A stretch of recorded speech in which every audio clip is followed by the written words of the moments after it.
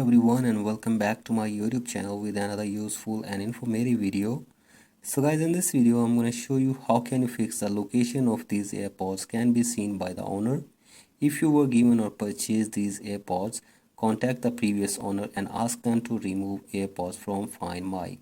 So guys, if you have got your AirPods from your friend or somebody else and you are trying to rename the AirPods but you are facing this message on the screen, here I will show you how can you fix it or how can you remove this message on your iPhone when you connect your AirPods with your device. So as here you can see this, if I try to rename my AirPods, here it gives that message.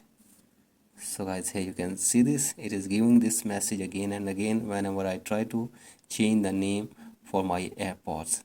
So as if you get rid of this message, you have to simply reset your AirPods Pro for one time to remove the AirPods from the previous owner. So for that you have to simply press the button behind the case for 30 seconds. So guys, simply put your AirPods in your case, and after this open the case, and from here you have to press this button behind the case for 30 seconds to reset the AirPods. So I simply reset the AirPods by pressing this button for 30 seconds, and after this reconnect the AirPods with your device. So as after this, hopefully this problem will be fixed.